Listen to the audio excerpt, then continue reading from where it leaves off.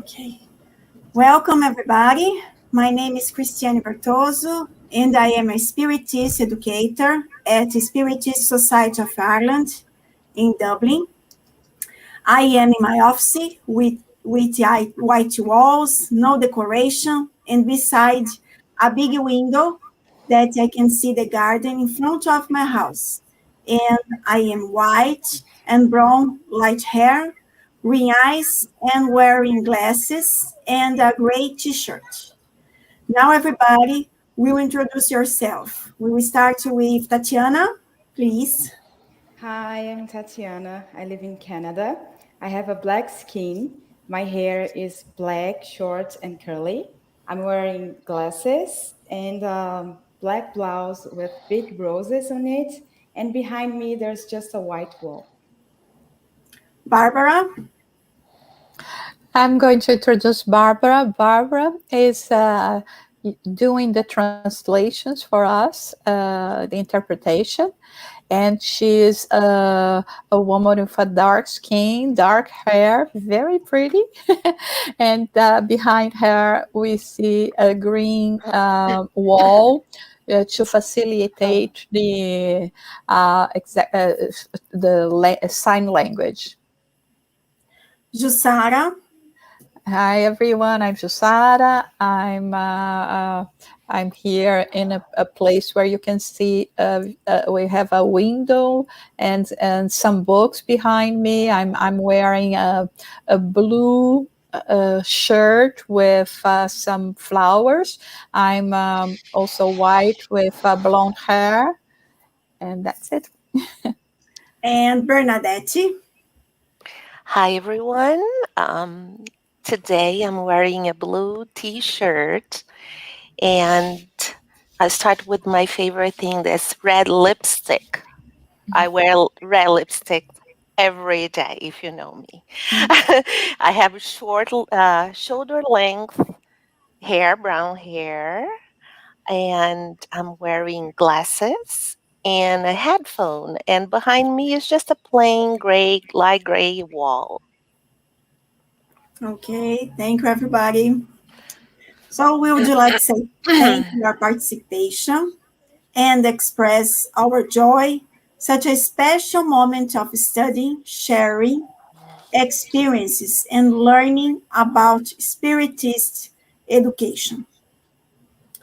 This event has been organized by the Children, Youth, and Family area of the International Spiritist Council, aiming the strength, the union, and unification of the Spiritist movement for the sake of hearts, regeneration, and the construction of a new world. The ISC Children, Youth, and Family area, affectionately called CYFA ISC, is responsible for promoting the study, practice, and dissemination of Spiritism among children, youth, and families. The CYFA ISC Commission is currently composed of the 13 countries that are working together in an integrated, collaborative, and collective manner in order to put together important actions that we hope will strengthen this blessed and relevant task. Hi, welcome everybody. In order to achieve our goals, it's essential for us to keeping ourselves updated for this task. The Seeds of the Future project is one of CYFA ISC actions, which purpose is continuing education for Spiritist educators through video lives and workshops. We believe this is a strategic and relevant project for the increasing of quality of our actions among children, youth, and families, whether physically at Spiritist institutions or virtually due to the pandemic situation we are facing these days. This is the 6th YouTube Live we are promoting. reducing boundaries and gathering dedicated hearts spread across the world, strengthening us in a common ideal. So, hello everyone. As my friends already said, this is a very important initiative we are doing on behalf of the International Spiritist Council, developed by the Children, Youth, and Family area. And this is the 60th virtual meeting of a program that we have been addressing different and very relevant topics to strengthen our task. And today's topic is Youth Protagonism, sharing work experience for good. So the way we are doing so far is that we have been developing those lives in 3 different languages: English, Spanish, and Portuguese, one following the other on the same day. So today we already had the Portuguese one. Now we are going to have the English, and then we will be having the Spanish one. We have invited some dedicated colleagues who will share their reflections and experience according to the different topics that we are presenting. Furthermore, to open our meeting, we would like to invite you all to pray along with us, raising our thoughts to God, Jesus, and the spiritual benefactors who coordinate and inspire the Era of Sowing Love project.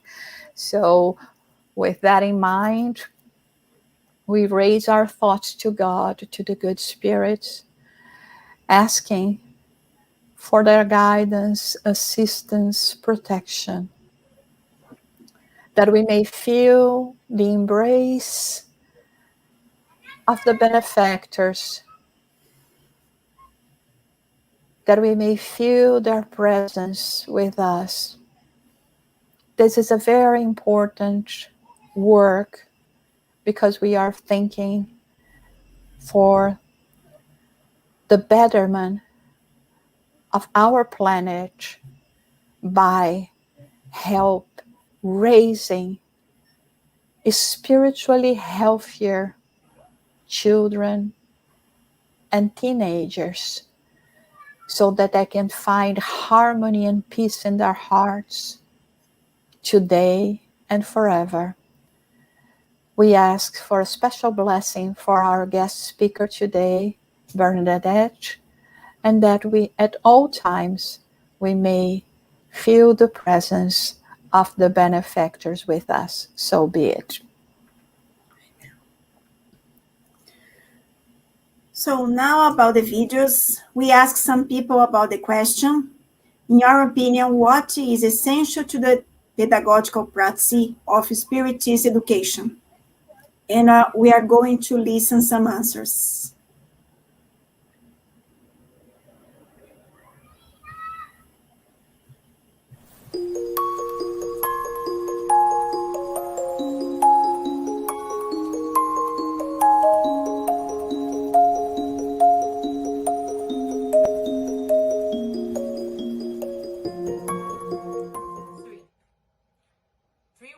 Can illustrate what is essential to the pedagogical practice of Spiritist education.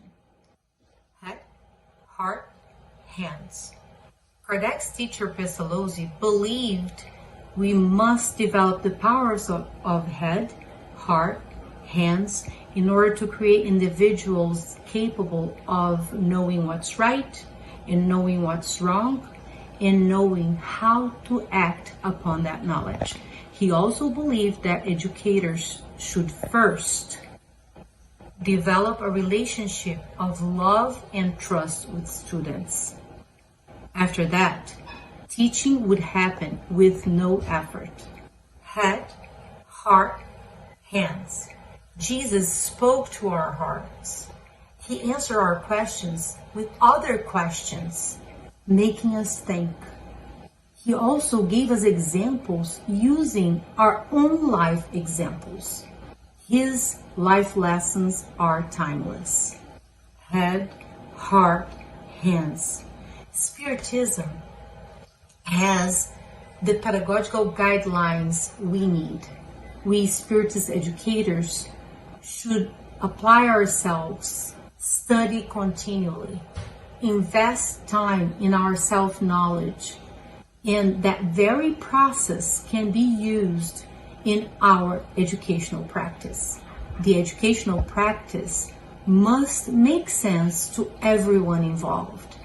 It must inspire us, encourage us to amplify the intellectual and moral capabilities. Head, heart, hands. I'm not sure who wrote this quote, but for me, it says it all. Teachers encourage minds to think, hands to create, and hearts to love. Thank you.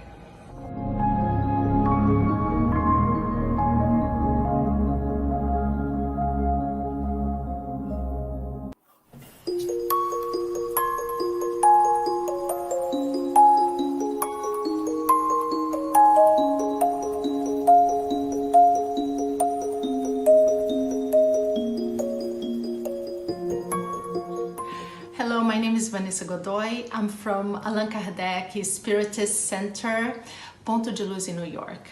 I've been working as an educator for many years, but the last 10 years with the teenager groups. I have to say, in my experience, the methods that help more the children to engage in class are the hands-on activities. So I use a lot of technology, I use art because I'm an art teacher as well, but I use a lot of collaborative projects. I make them work together to solve a problem or to reflect on the lesson of the day. And in my classes, they can ask whatever they want to ask, and I try to answer everything as much as I can, trying to translate the lesson into their lives. So I try to modernize even some parables for them to have this connection into their lives.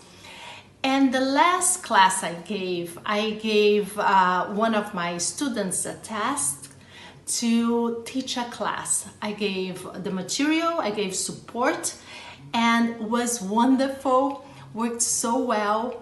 Everybody was engaged, the students were engaged. This student that was giving the class was very engaged.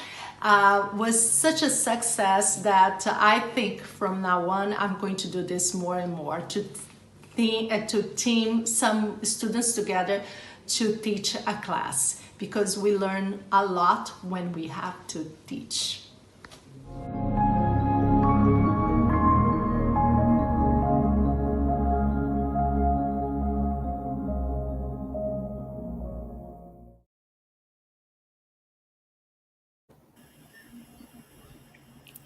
So let's begin talking a little bit about Bernadette. Bernadette Leal is a mother and an elementary school teacher with a master's in education. Currently, she's a board member of the Spiritist Society of San Diego. Bernadette gives talks and workshops on education and Spiritist teachings. She advocates for awareness to girls and the prevention of human trafficking, and has a passion for music and singing. She's a member of Sembradores de Luz, supporting Spiritist educators and volunteering in the Children's Family and Translation team. Bernadette is also part of the Educators Volunteer Group for the United States Spiritist Federation. She happily lives with her husband in the beautiful sunny city of San Diego, California. So welcome, Bernadette.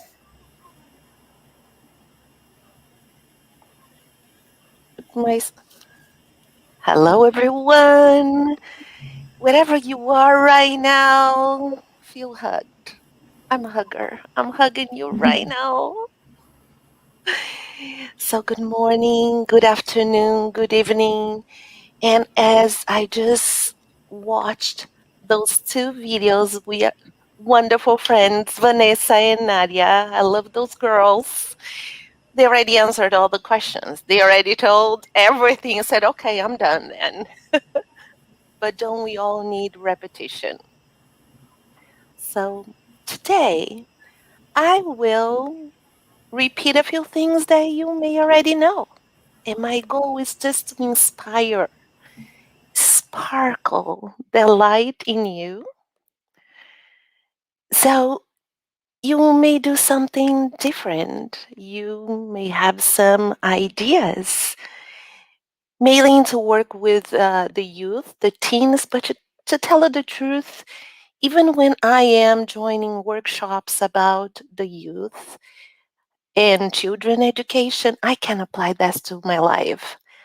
Because as we know, as the spirit is eternal, we have not become eternally speaking an adult yet. We might be still crawling spiritually.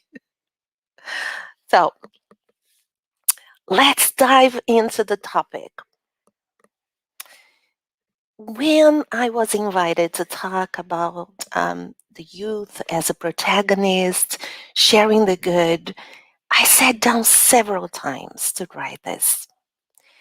And many examples came to my mind about what they can do. But it was not flowing. I felt stuck. I go, why it's not developing? And then I went to bed. I woke up with this different idea. And once I sat down, it just flowed. It was easier for me to talk about it. And that's what I'm going to share with you. Um, I am now teaching teenagers at the Spirit Society here in San Diego, and I'm loving it. I've taught teenagers before, but for many years, children, and um, and I learned so much with them. So, what did I decide to talk about today? Do the children do they do a wonderful jobs? Yes. Are they protagonists? Absolutely. Are they good leaders? Yes. So, what is new? If I'm going to list all the wonderful things they can do and how they can do, I guarantee that many of you already know, already have the answer, right? So, how can I kick it up a notch? And that's what I felt inspired to talk today. It is how to help the youth become better leaders, better protagonists. And how am I going to do this? Please be patient with me. I'm going to share with you some experiences about my life, works that I have done, and I will connect with the topic. Before we ask any teens, actually, even children, to do good, to engage into a project, there is some foundation that needs to be into place. Oh, but I don't have it. It's okay. The teens in my group, my family are already doing a wonderful job. Yes, they are. And I know right now, whatever you are doing at your center, with your family, if you are an educator, I'm talking about in the school, a spiritist educator, whatever you are doing a good job. Nobody's judging. You are already wonderful. Let's I'm going to give you some suggestions of how can we get a little bit better because that's that's life, right? Kardec already teaches us the law of progress. So every day we are learning something. I'm different from 5 minutes ago. I'm already different after here listening to our wonderful friends Vanessa and Nadia and the introduction. We are constantly changing. So are you ready to join me? Okay, let's start. Um, I asked a few friends, can you tell me about your teenage phase? Tell me, what did you do? and about home, etc. And I had different answers, of course. Think about when you were a teenager. Were you a troublemaker? What did you do? Did you drive your parents crazy? Poor mom and dad. I think I drove my mom crazy. But here is the difference. I had two groups. It was like a study.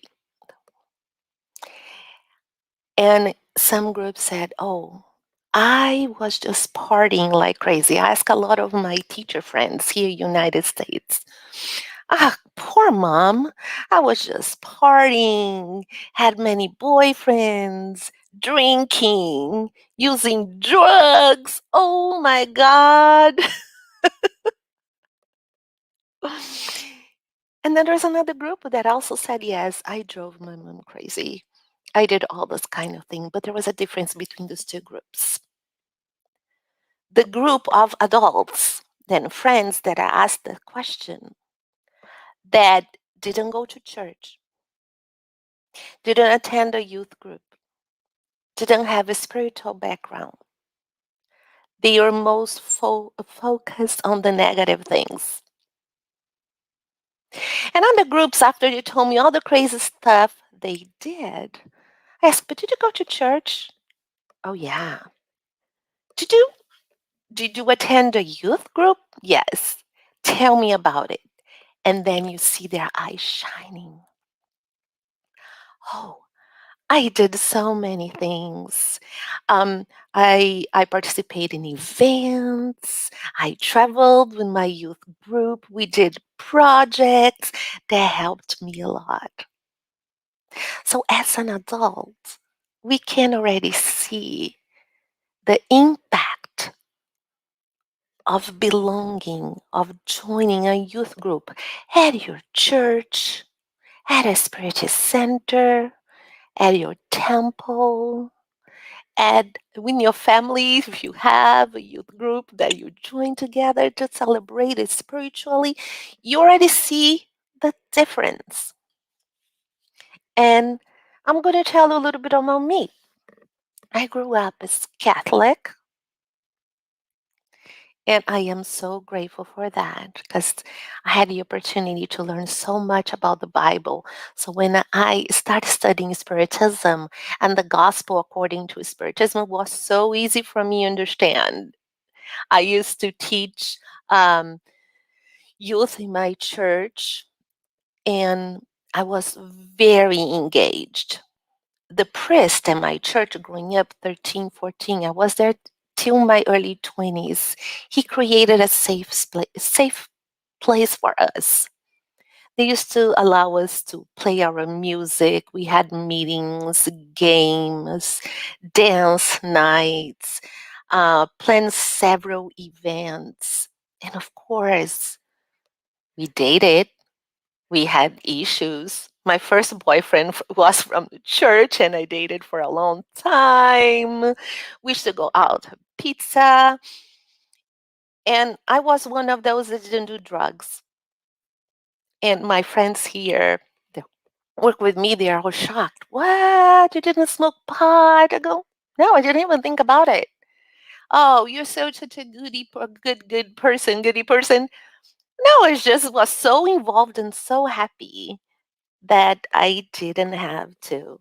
I just didn't feel like. So this is the number one. I'm going to share with you 5 foundations that is important before um, having the youth doing projects and doing good. They can do without that, absolutely. But I'm just going to bring that up to your mind so we start thinking.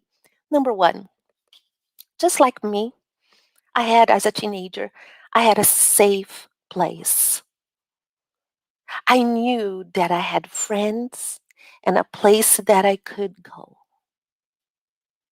So it is important that we create that space for our children, for our teenagers, even for adults. And my center, there are moments that I had so many issues and many, I said, okay, there's so much going on. I cannot handle this. I need support. And I used to call my friend, one of my friends that I used to bug, Daniel SCC, we text and talk to her. I go, can we meet me there 15 minutes early today? And we meet each other.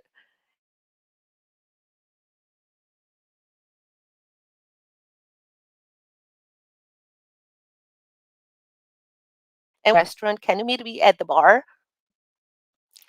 I said, can we meet me at our center? Because we had the keys. And there we can talk and have a fraternal counseling. Teenagers need that special, that place. So number one, make sure that they feel, because you feel it's a safe place, but do they feel it's safe? Do they feel that it's a place that they can come, that they are in trouble, when they are not feeling good? So number one. Number two, and I always start sharing on one of my stories.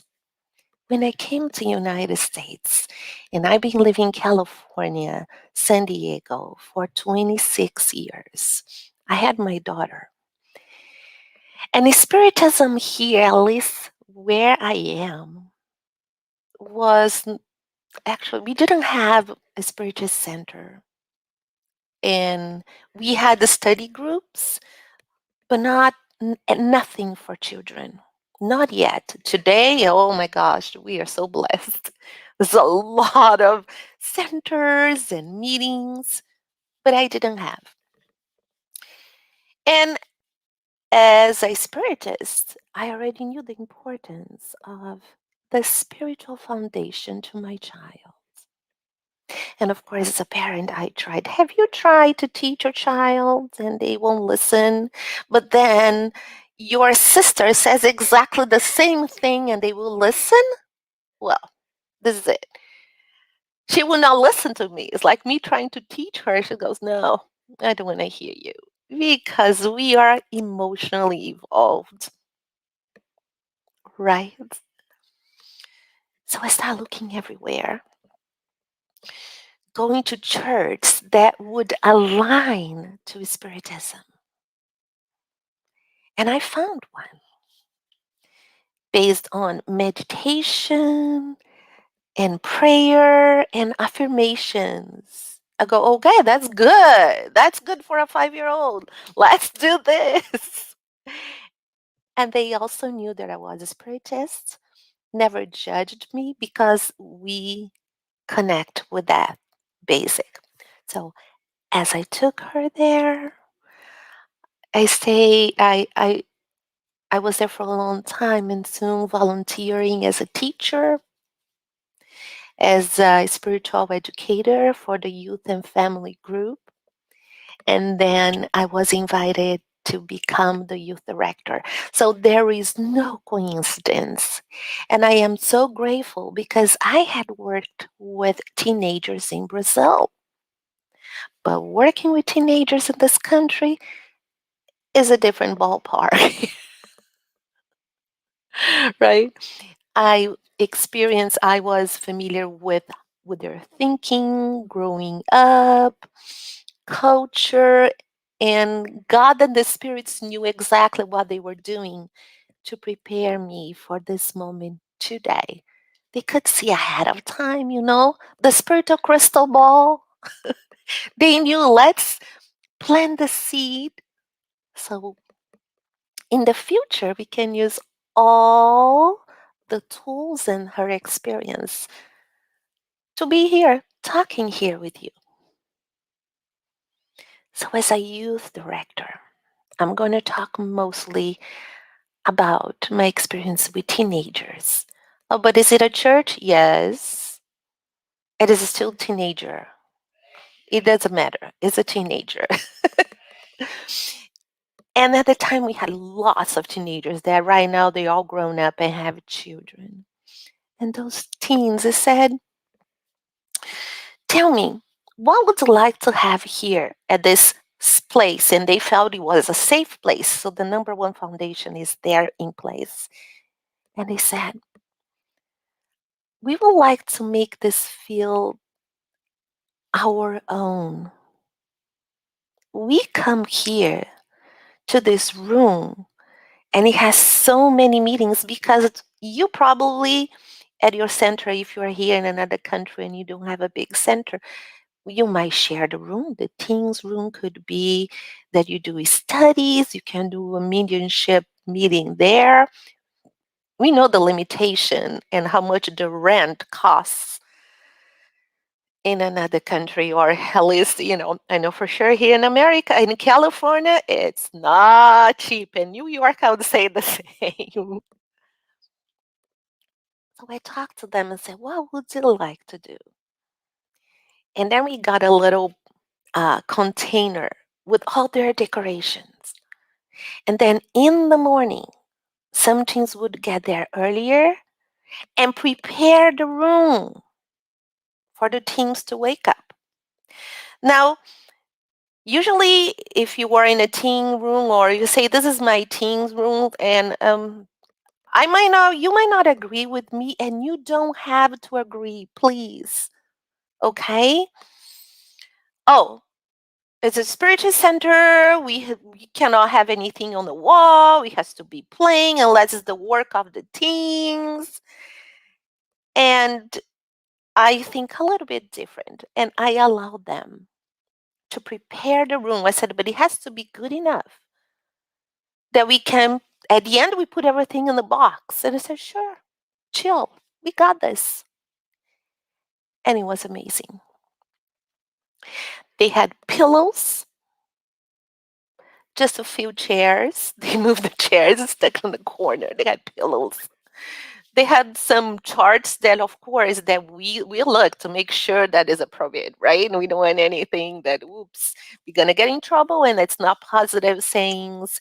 Oh, they had one little candle there. Oh, but we know no candle. So come on, what is the candle for? If they know it's just for the good smell, that's it. We are not praying and ritual. So we had candles. One thing that they request, we had a chart. We have paper that when they gather in the morning, they were writing. And what did we decide? We involved the teens into that little project. We did that in the first 10 minutes, 10 to 15 minutes. They would come and chill. And then we had several stations. There was one that we had a bunch of crayons and color papers. What? But you're 16, 17, 18? I was surprised. I had like 17, 18-year-old girls that came in the morning because getting in the morning at 11 o'clock on a Sunday, even though for us, I say 11 o'clock, they were still sleeping. Or they just had a fight with their boyfriend. And they got there and started coloring, coloring, coloring, coloring. I had one corner, they had stuffed animals. And somebody just take the stuffed animals and sit on the floor and hold it. There was one station that's just listening to music. And we had another one, there was a blanket and a pillow because they were so sleepy. They would go there and take a little nap. So we made their room for the teens. They created. And for the first 15 minutes, they knew, okay, it's 15 minutes of free time. Come back. Let's pray. Let's start our meeting. And I could hear it when they had guests. They say, oh, this is my friend from my school. And I say, yeah, she says she doesn't like much. She says it's boring, her church, because it's just teaching, teaching. I said that we have the best place in the world. And it start growing and it start growing. So what is the number 2 that I'm giving you example? Is provide a place that they will love coming, that they enjoy. So now I have a safe place. Now my teens can wait till it's a Saturday, Sunday, whatever day of the week to come to the center. They took ownership of the space. And with that example that I did, at the end of the day, they put everything in a box. Or later we got a little closet that we were able to put all the stuff there because it was growing. Okay, it's there, it's space. So we got the number 2. let's move on to um, to the number 3. Okay. Again, I'm going to start with another example experience about um, about me. Till before COVID, I am a teacher. I was teaching fifth grade for many years, and now this year I took a little break. I need a little break of the teens, and there was an opening in my school to teach TK. TK is transitional kindergartners, the ones that are 4 years old. So my job is to prepare them to be in kindergarten. But at a time when I was teaching fifth grade, I joined a project. It is an after school program for preteens. And that was about empowering them. At the time, we called the girls' club. Later, there was the boys, and we changed the name. And it was mainly about bringing awareness of human trafficking and sex trafficking. In San Diego, this is huge. I think it's the 13th city here in the U.S. that has the most. I don't know if it's in the city in the world. I don't know. I have to check. I apologize. Of children's prostitution. It is. It is serious, and they are starting the recruiters in middle school.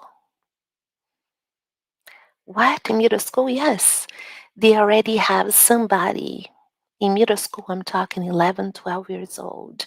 They already work for them, for the traffickers. And it's a friend, it's a boyfriend. They start grooming. Oh, your mom doesn't love you. Oh, you're having problems. And we start bringing this awareness. Why? Because those children, it's mostly girls, but they're boys too, they are vulnerable. They are target. They are the target. So what did we do with this program after school? We built a safe place, a place that they felt it was their own. Do you see the transformation? At the end of the day, it's my group. My group is coming. It was pillows and things and music and everything that they loved, and we empowered them. We taught no means no, how to be assertive, how to deal with problems, how to deal with depression, because the kids that are targeted are the ones that I said that they have low self-esteem, they are very shy, the ones that you see that are having problems at home. Half of my girls that work with me, their parents were in jail. Many of them came to me and said, I want to run away, which is already, if you are running away, it's they're being targeted. It's easier, very vulnerable. Many of them already doing wonderful work in the school. They came to me saying, my friend is said she's going to kill herself or something is happening. And they've trusted me. My room was open before and after school. I stayed there the days that I was not teaching 1 hour. Anytime they could come, and they came. And they told me, although they were aware that I said, look, I am a mandated reporter. If I feel you're going to harm yourself, some serious, I'm going to do this because I love you so much and I don't want anything bad. But it was amazing how much we prevented this trafficking, just bringing awareness. And that program continues in middle school. This is the number 3 that I'm saying, the foundation. Building a trust relationship. In your center, do your teens trust the educator or the people that are there? If it was like me that I have a child and my mom, right?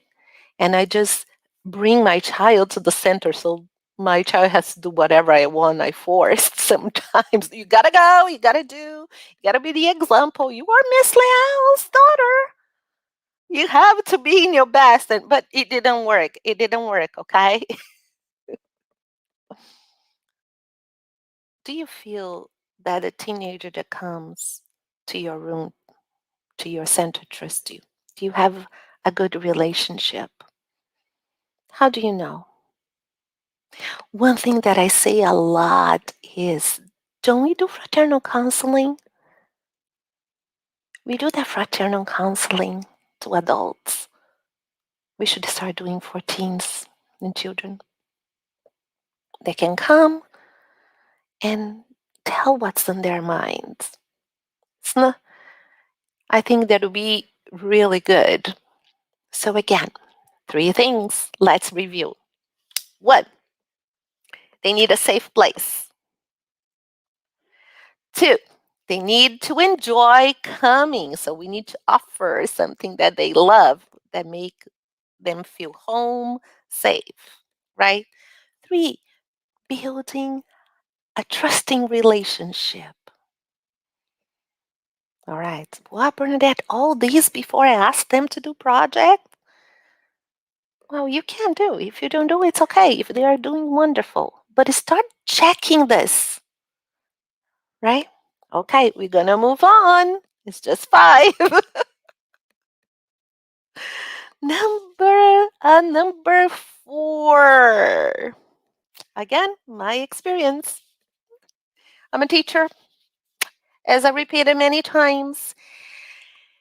And if anybody out there is a teacher, an elementary school teacher, and if you're an elementary school teacher in the United States, you probably heard this word, Common Core.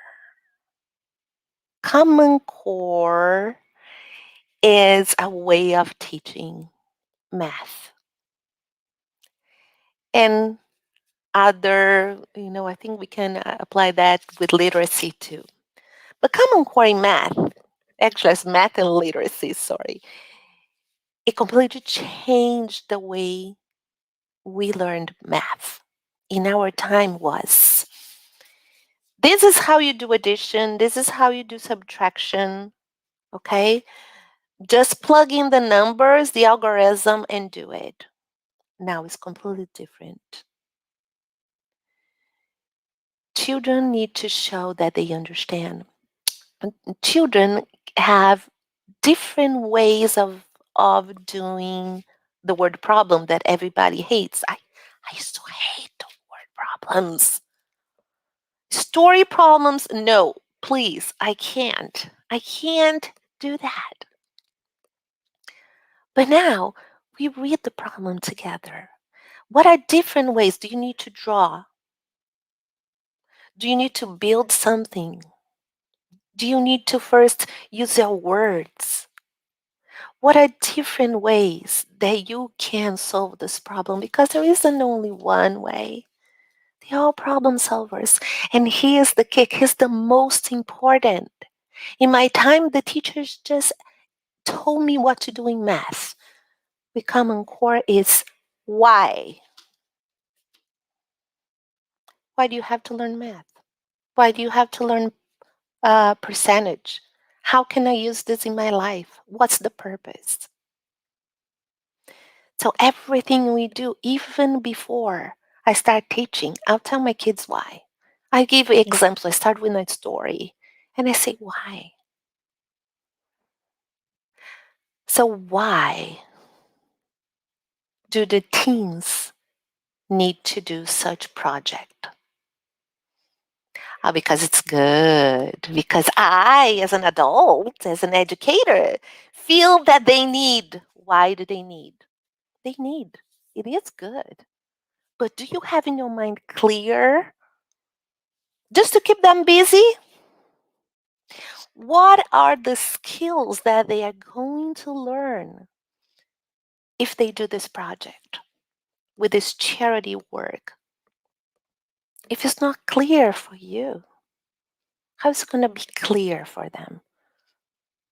And it's important to connect and say, you know what? This is a tool that you can use in your life. You're going to learn to be more compassionate, understanding. As not just said, hands on doing, but look, she said head.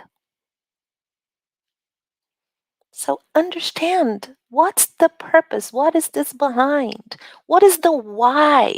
Why am I doing this? For me, before I start writing any lesson plan and we have the objective, the students will be able to do this, but I want to know why. Why is it important to learn this parable? Why is it important to learn about reincarnation? Why is it important to do this charity work? So explain to them what they are going to do and have clear, please have it clear the purpose, because then it's just any work. They're becoming the model, the example. We are talking about teenagers as protagonists, as leaders. But have it clear. You are a leader today. Why? Because you're being the example, because you are showing how to help others, because you are using your talents, your technology to help others and do amazing things. So let's have clear the purpose, right? So let's review the four. I know, let's see, Barbara is helping us too. Number one, when I do this in person, I love when I do my talks and workshop because I ask questions all the time and we interact. So, but get a paper, write this down. Write this down. Number one, let's see, Jasada. Do you remember number one? A safe place. Our spiritist center needs to provide us a safe place. Number two, welcoming. They need to feel that's their place and they want to come. Provide that. If it's not there yet, develop. Number three, building a trusting relationship. They can come and trust, because if they don't trust you, you can say, we're going to do a project, we're going to do this, and I don't care, because who are you? How do you know that's right? Why do I have to listen to you? It's all about trust and building relationships. Purpose. Why do you want them to do whatever they are doing? Right? And then we're going to come to the number five. Well, being a teacher, becoming a teacher in the United States took me a long, long time. In Brazil, as soon as I finished college in, if say, letras, l- language, I struggle with translating letras. Jusara can help me later. Uh, but I immediately got a job, but it was in a private school. So I didn't have to have a teaching credential. So I taught kids English from preschool to high school. And I even taught some adults that were doing, they were already attending school, college, and they need some basics to be able to read in English. All right. So I came to the United States, and when I was ready, because it took me some time, I decided to go back to school. And I went to college to get my teaching credential and all some of the credits that I need to have in order to teach in the US. Well, my friends, and you can relate to me, it's a lot of work. And I'm sure it's not only about being a teacher. If you're a psychologist, engineer, a lawyer, you can relate to what I am going to share. So after you take all your classes, next thing you have to do is to observe. You observe a lot. You observe teachers. We had to have, I don't even remember the login, the hours. I don't know, but it was maybe more than 100 hours. Many, many hours of going from one school to another school, several grades, and you just observe. And I saw all kinds of teachers, teachers that I loved. I loved their teachings, their teaching skills. There are others that I laughed, crying. I just could not believe the way that the teacher was approaching the student, the way she was teaching, and what she was saying. And I could not say a word. All I had to do is observe and take notes. So a lot of observation. So after I finished the observation, I had to do this that we call student teaching. When they put you for about 3 to 4 months in a school, and it's like an internship, and you are in the classroom with a teacher observing and co-teaching. She helps you, she mentors, planning the lessons, excuse me, for you to teach. And that's when I realized how hard it is to have your own classroom. And you observe early and upper grades, lower grades like kindergarten, first, and upper grades, fourth and fifth, because you don't know where you're going to get a job. You just are grateful you get a job whenever. And she was helping me. Videos of me teaching. I had to submit videos to the state of California for them to approve. Besides all the amount of tests that the California tests. And I had also another mentor that was to come from the district observing me. For the district, no, but from the program that I was teaching. Okay, then I'm done, right? And after a lot of applications, you finally get your job, which is scary walking into the first job. So you think you are done? No. There is something called the induction program. Then for the next 2 years, you still need to take some classes and you have a mentor. They have a project that I have to implement in my classroom, take data, meet with them to make sure that I'm doing the things right. Because the next 2 years after you graduate is when the teachers give up. They quit their job. Emotionally, physically, it's very hard. You know, they say that among us teachers that if you are a teacher in California and New York, you can teach anywhere in the world. Okay, what does it have to do with my teens? It's because when you ask them to involve to do good, to do a project, we cannot just say, here, go do it. Here, your job is to create this program. Your job is to help with this event. No, they need mentoring like I did, like I had when I was a teacher. Not so intense when you become a teacher. Of course, I imagine if you want to be a doctor is even worse. Oh my God. Is we want to set the kids for success, the teenagers to be successful in their project because they're going to say, I don't want to do this anymore. It's not working. It's not organized. It's not planned. So just like to become a teacher, we learn the theory, then they need to observe. Like I observe teachers, and they are observing you, your lessons, how you behave. You are the modeling. Everybody is a model, is a role model to someone. But everybody's being observed. Do you think you are not? When you are at the grocery stores, they are observing you. How you interact, what you say.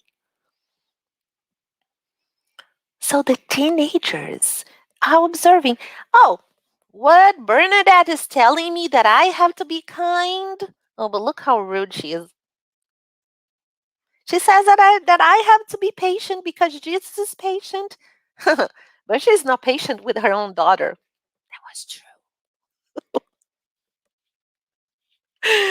That was true.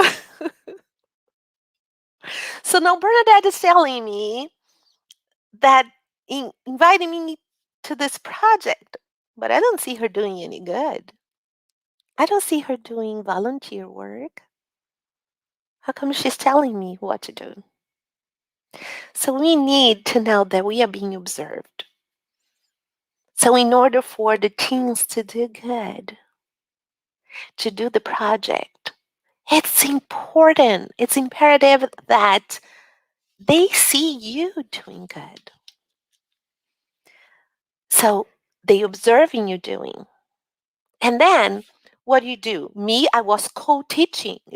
When I was co-teaching, when I was doing my student teacher, we need to start doing with them the partnership because we wanted them to be leaders.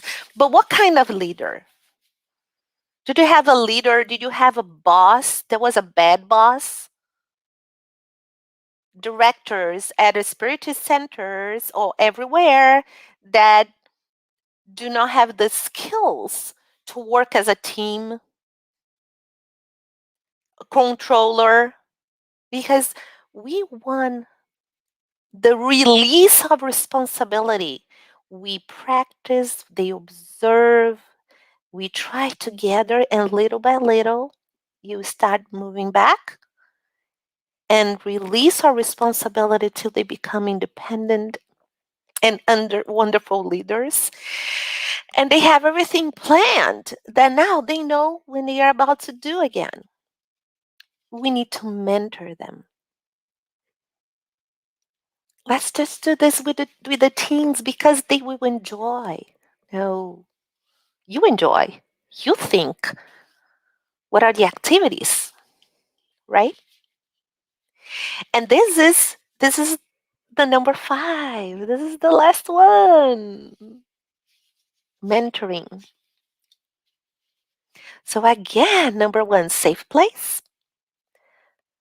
2, enjoying a place that they enjoy coming. Building a trusting relationship. Have a purpose. And then mentoring. And now we go. We have the foundation for them to become better leaders because they can do. Oh, yeah? Are they wonderful? Yes. They have energy. Please tell me about it. The energy that I don't have at my age is like dragging. When a teenager says, can I help? I go, please help me do something. And then they can do wonderful things. What I've seen, if your teens that you have and they start doing volunteer work or projects, it starts small, starting your church. You see at that church that I said, the youth director, once a week we would, or some group decided to clean the youth group room. They were wiping everything. Service. Um, they love to bake cookies, and at the end of the meeting, they baked cookies and gave to everybody. So there is work. There is a lot of work to be done, and they do. And we already see the results. When we have events, the teen events that we have here with the United States Spiritist Federation, and they did this amazing event with the teens. It was great, and they had wonderful mentors guiding them through the process. And the teens from San Diego that participated, they said, I loved it. It was well done. And it was done by them. As Vanessa said, involve them in the project. Because what we want them to be problem solvers. And Spiritism gives us the tools. If I knew Spiritism much earlier in my life, as a teenager, many of the problems that I had would be better dealt with because I had the tools. I remember one program, one activity that I did with the teens. Oh, it was the symposium, United States Spiritist Symposium in San Francisco. And I was writing the program. And at the time, the feedback with a lot of teens was that a lot of teens are feeling depressed and very moody, very emotional. So we create a lesson with chicken soup for the teen souls, which is great. And then we got a poem of somebody that was upset, sad, depressed, want to harm themselves. And then we showed and go, what do you think about this, everybody? I can relate. What sentence can you relate? How is the person feeling? So we work with all the feelings. And then at the end, we say, now, how does Spiritism help? What's going to happen if this person commits suicide? Let's find the question in the Spirit's book. Let's find the gospel. And then applied all the teachings of the Spiritism on that poem. Because whatever text, whatever poem you bring to me, or to text to us, I guarantee that we can find a question and answer from the Spirit. We can find the answer in the codification of a Kardec. And that's what we want to do. We want to empower the kids. We're going to empower them and see how Spiritism helps in the project. And even when we're creating a project, and I said the purpose, in school we have to write the standards for every lesson. For this project, the focus is on these questions of the Spirit's book. Start teaching right there, every opportunity. And you see the wonderful things that they can do because they're already doing. They're already doing. And we can just help them to do even better, but with your help. So I want to say thank you so much. I hope that what I shared here today may inspire, may help you. And continue doing the best you can as an educator. I'm still learning. I have so much to learn. And if you have any questions and you want to talk to me, Jusada can find me. Thank you for the opportunity, and God bless you.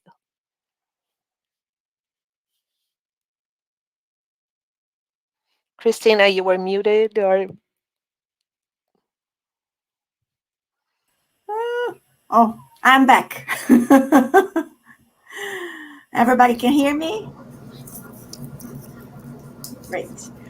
So in the name of the Childhood, Youth and Family Commission, we want to say thank you for your presence, and thank you, Bernadette, for your amazing talk, incredible talk.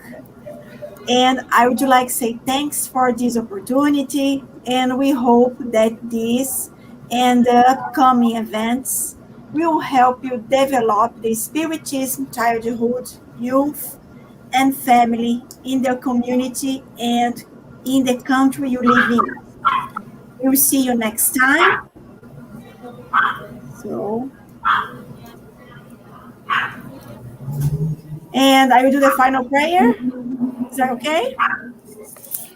Yeah? Okay.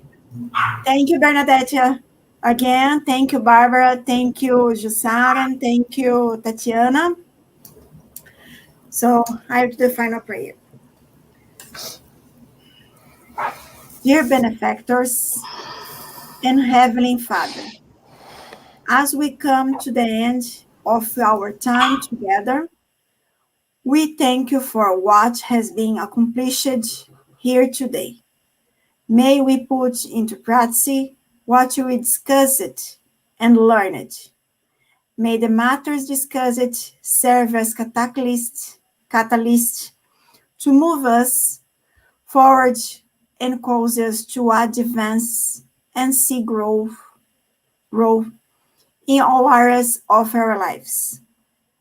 May these prayers reach all brothers and sisters who are sick, feeling alone, without shelter, and without food. May this prayer trigger the sense of the true charity and solidarity among all of us. So be it. Amen. Thank you, everybody.